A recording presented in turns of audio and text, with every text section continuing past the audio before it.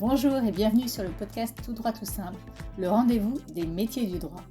Je suis Delphine Bordier, ancienne avocate et directrice juridique depuis plus de 20 ans et j'ai moi-même fait évoluer mon métier pour exercer à présent des missions de LegalOps.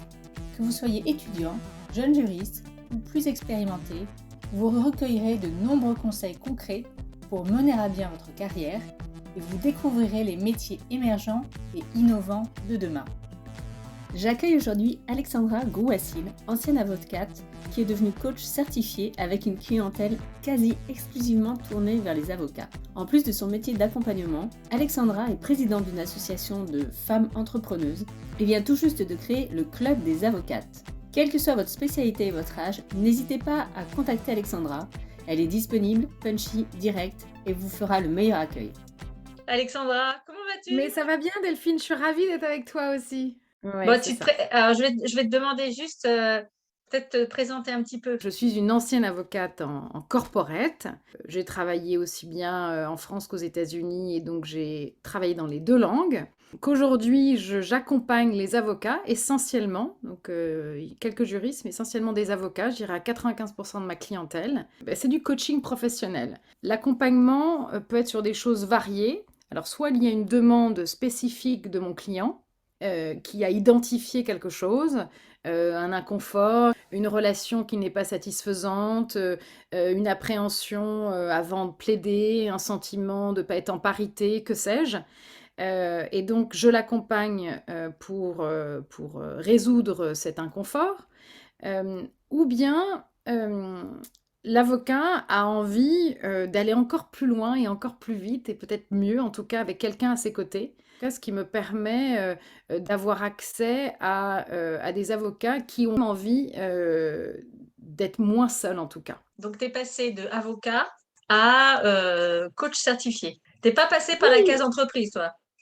Non. non, c'est vrai que c'est jamais quelque chose qui m'a attirée alors que je suis issue personnellement de l'entreprise puisque j'ai grandi dans la boîte de mes parents qui travaillaient ensemble. Alors effectivement, c'est quelque chose qui aurait pu me tenter, mais j'ai eu peut-être une croyance limitante. Je me disais que le juriste faisait nécessairement valider par l'avocat, et donc il y avait un sentiment comme ça, certainement très bête de ma part à ce moment-là, qui m'a fait ne pas choisir la voie de l'entreprise.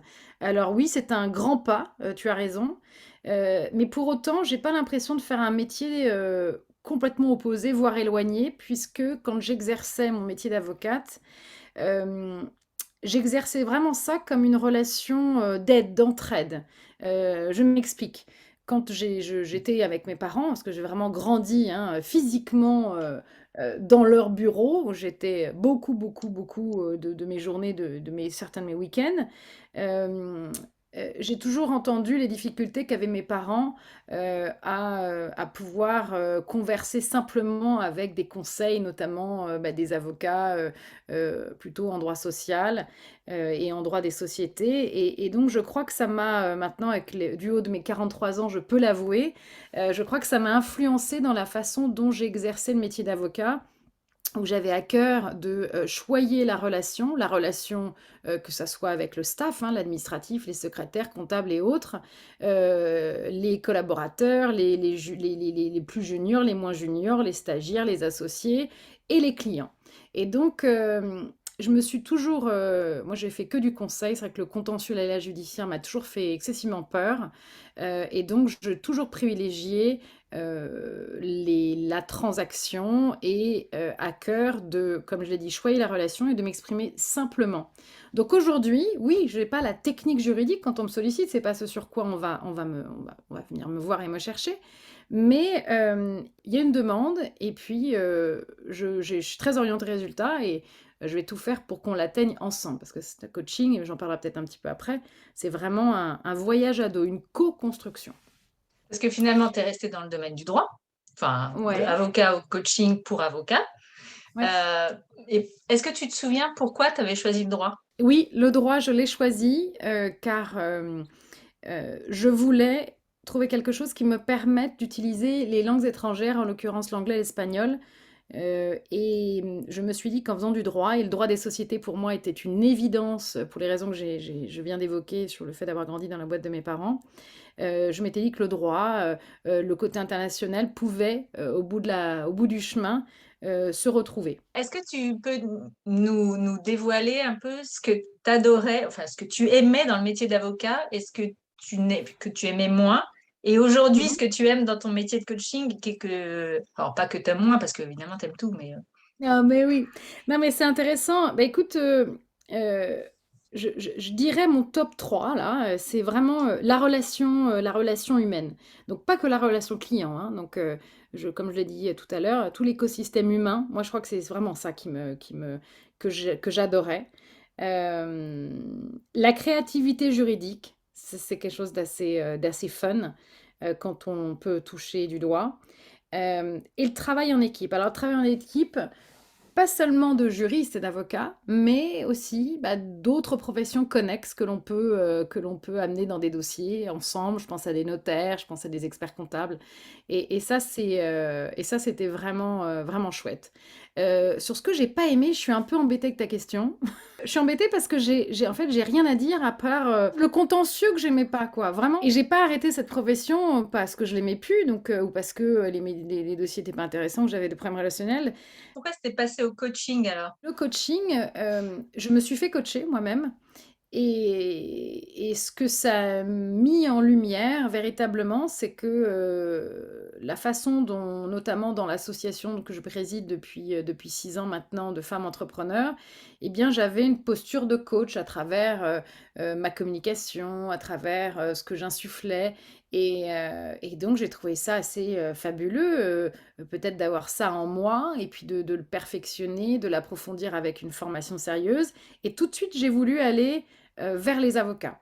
Alors pour renouer, très certainement, c'est un truc subconscient, mais aussi parce que j'avais identifié pendant mes années d'exercice que l'avocat peut être prisonnier de son image, de la solitude, et donc je me disais modestement que j'allais être peut-être plus légitime qu'un autre coach puisque j'avais été avocate et que j'avais été moi aussi confrontée à certains des enjeux qui étaient les leurs aujourd'hui. Donc voilà, pour moi, c'était vraiment une évidence. Et c'est quoi alors ton approche du coaching? En fait, c'est quoi le coaching? Le mot est hyper galvaudé, alors ça m'ennuie un peu, donc c'est pour ça que je parle d'accompagnement, j'essaie d'utiliser d'autres, un wording un peu différent. Euh, pour moi, le coaching, c'est un voyage à deux. Je dis ça pourquoi? On est vraiment dans la co-construction de quelque chose. Mon client et moi. Moi, à travers une technique, enfin des techniques, des outils, tout un bagage dont je pourrais te parler un petit peu après, je vais permettre à mon client de trouver la solution à sa problématique. Ce qui est assez puissant puisque si je garde ma casquette de conseil et que je dis à mon client ce qu'il faut faire, il va peut-être le faire, mais il va le faire pas du tout de façon pérenne. Il va le faire et puis après il va dire bon, le naturel revient et puis il continuera à faire ce qu'il fait.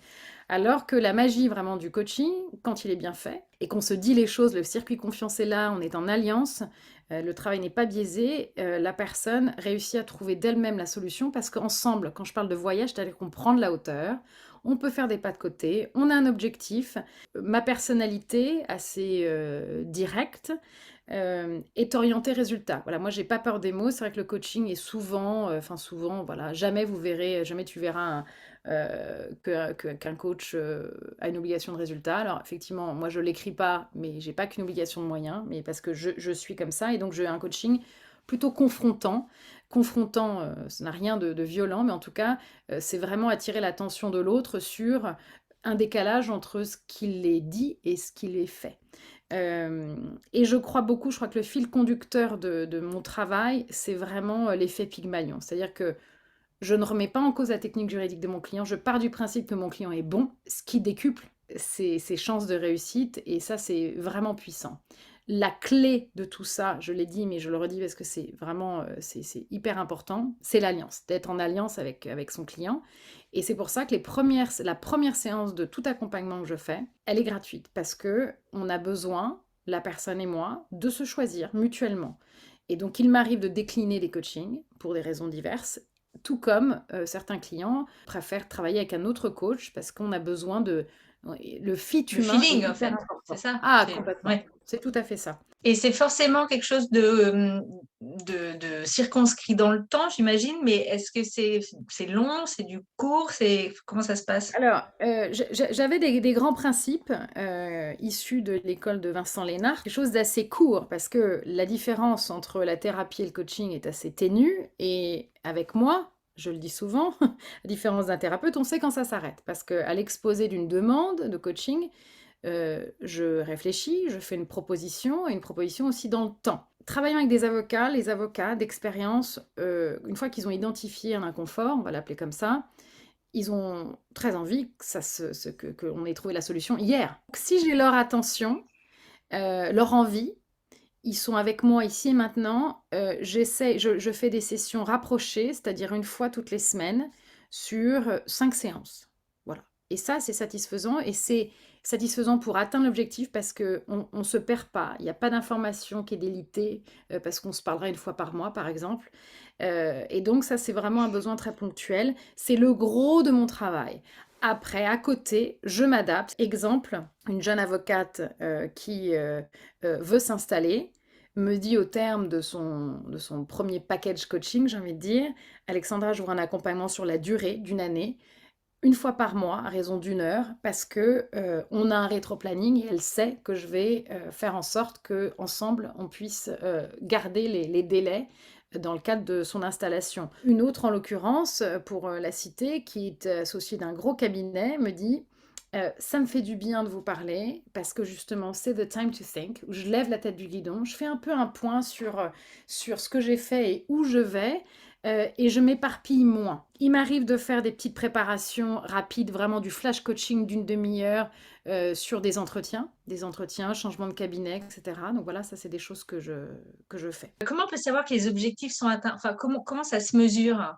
C'est une bonne question. La magie du coaching et pourquoi j'adore vraiment ce que je fais, c'est que je demande un feedback à chaque session. C'est une question qui oblige l'autre à réfléchir in situ sur qu'est-ce qui s'est joué pendant la séance, avec quoi la personne repart, un takeaway et qu'est-ce qu'elle en dit. Donc moi, ça me permet de m'adapter. Et au terme des séances qu'on avait déterminées, on se fait un bilan. Et donc le bilan, ça va dans les deux sens, c'est-à-dire que moi, je dis à la personne ce que je pense de son déploiement. Voilà, est-ce que le potentiel rayonne encore plus? Comment je ressens les choses? Évidemment, mon client se prononce aussi sur ce qu'il ou elle a pensé des séances que l'on a fait ensemble. Donc ça, c'est des bons indices, si tu veux, pour croiser si l'objectif que l'on avait ensemble est atteint ou non. Et j'imagine que effectivement pour atteindre des objectifs, il faut en fixer d'abord au départ. Donc de toute Ouais. façon, il faut que le client et toi ayez fixé ensemble des objectifs. Mais si quelqu'un vient te voir et qui est, je sais pas, ça peut arriver, j'en sais rien, complètement perdu, il sait même pas en fait ce qu'il vient chercher. C'est une bonne question, effectivement. Soit les objectifs, ou plus exactement la demande est très claire, et donc c'est cette demande que l'on va explorer, soit la demande n'est pas Exprimer, délimitée, et ouais. donc on va la clarifier ensemble. Et donc les premières séances de coaching vont être ça, c'est-à-dire qu'il y a un inconfort à travers un questionnement, une reformulation, etc. Et donc au fil des premières séances, ça émerge très très facilement. Et quel a été, toi, si tu te souviens, ton plus gros défi quand tu as commencé en tant que coach? C'est que l'avocat ne me voit pas comme un aveu de faiblesse. Et hélas,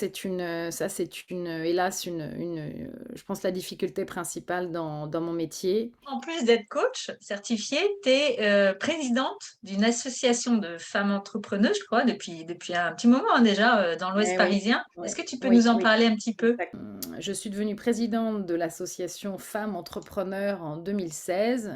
Ça fera voilà, 6 ans au mois de janvier. C'était un challenge pour moi à la base parce que je n'avais aucune expérience bénévole et surtout aucune expérience avec des femmes. Parce qu'en M&A, je ne travaillais qu'avec des hommes. J'ai beaucoup appris, que ça soit sur le fait de constituer une équipe, de manager, d'être le leader, de déléguer, de fédérer, d'aller lever des fonds, d'être entre femmes Au-delà du fait qu'il n'y ait pas de rapport de séduction, ou il pourrait, mais après il n'y en a pas beaucoup, on gagne du temps quand on a des ateliers sur des points techniques, c'est-à-dire qu'on est très focus sur le business, c'est OK d'être vulnérable. Voilà, ce qui n'est pas forcément le cas quand on est en groupe mixte, si je puis dire.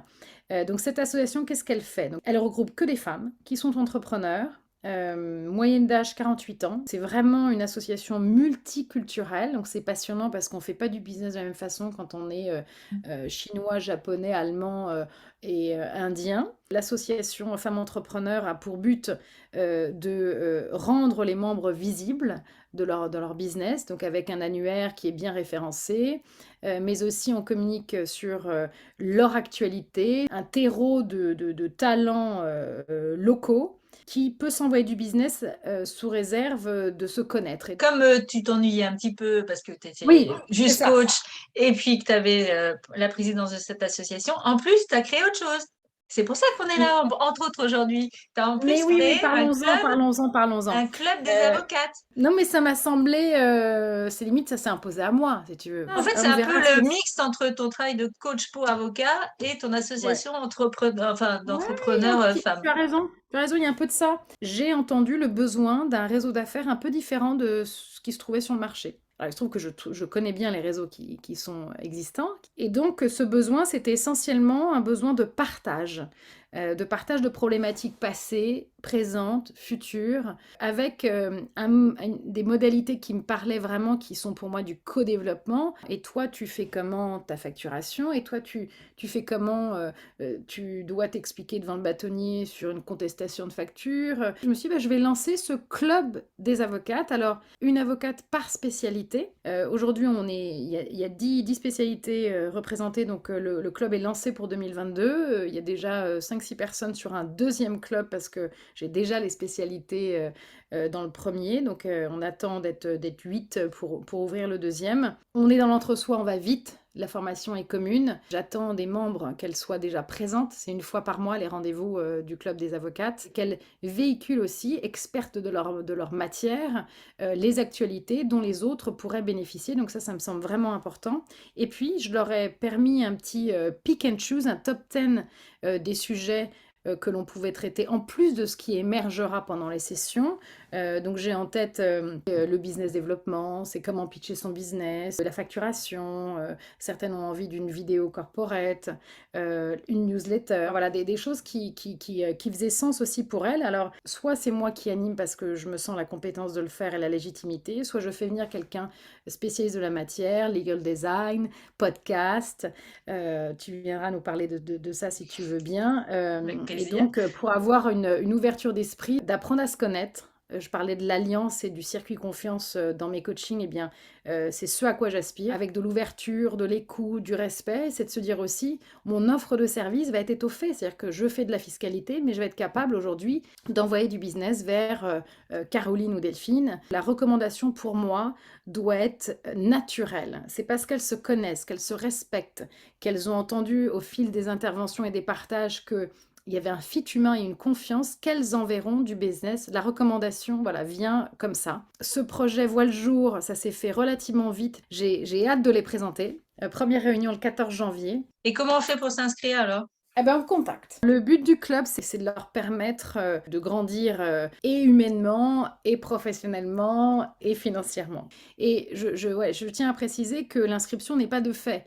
C'est-à-dire me contacter, c'est une première étape, mais un échange de 3/4 d'heure est nécessaire pour qu'on se parle des attentes de la personne et de sa contribution. Moi, le but, c'est surtout pas, si l'une est absente, on trouvera une solution, alors à distance, audio-visio, mais on m'envoie pas une copine. C'est-à-dire que la communauté apprend à se connaître et c'est pas pour être remplacée. Voilà, mon idée, c'est, si ça fait sens pour certaines, c'est d'avoir un club 2, 3, 4 et puis de créer des événements intra-club, bien sûr, croisés pour multiplier les avantages que je viens de t'exposer. Que les gens ne pensent pas qu'elles ne peuvent pas s'inscrire ou te contacter, même si la spécialité est déjà entre guillemets prise. De toute façon, il y a Ouais. d'autres Tout à fait. d'autres maisons ou d'autres clubs Exactement. qui peuvent se créer. Exactement. D'accord. Voilà, c'est ça. Il y a déjà un club 2 qui est en attente.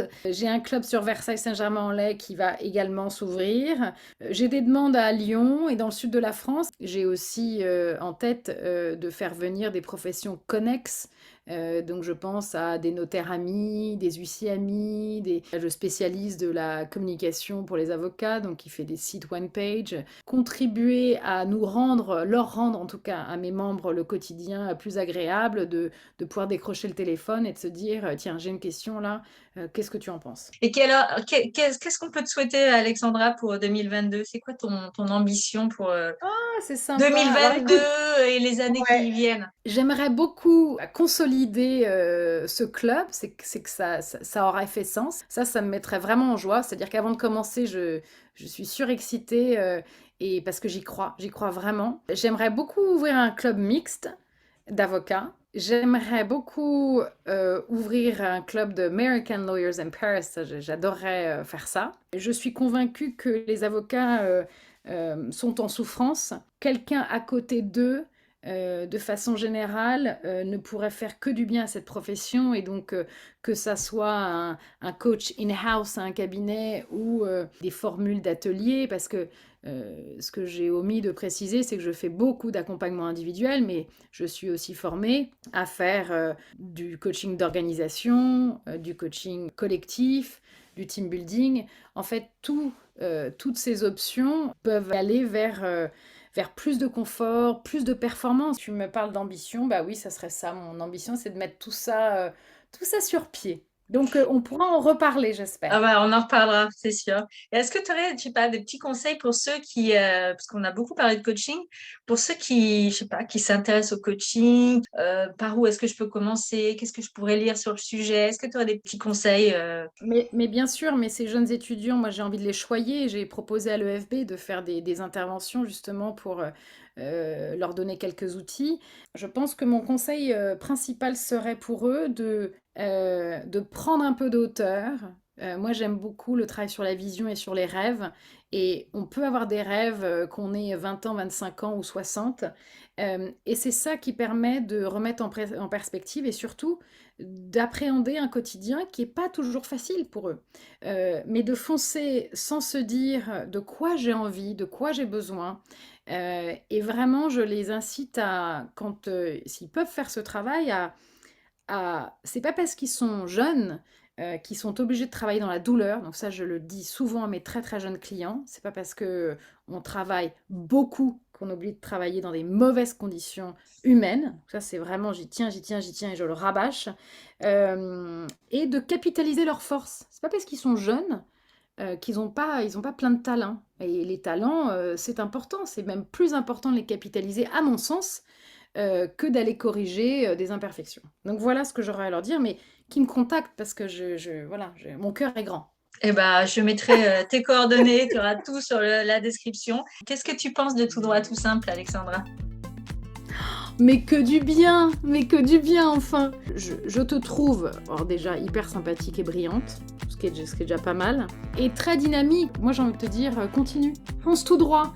Moi j'ai été ravie de t'accueillir sur le podcast de Tout droit, tout simple. C'était vraiment un super échange, donc un grand merci d'avoir été franche, directe, fonceuse, spontanée. Enfin, c'était un vrai plaisir, donc je te souhaite vraiment le meilleur pour 2022. Bah écoute, j'accueille tout ça. Merci, le plaisir est partagé. Et je te dis à très vite en 2022, bien évidemment. Évidemment. Au revoir, Alex. Salut. Je vous donne rendez-vous mercredi prochain. D'ici là, allez faire un tour sur mon site Tout droit, tout simple, où vous retrouverez le podcast, mais aussi des articles de blog et des vidéos. À très bientôt!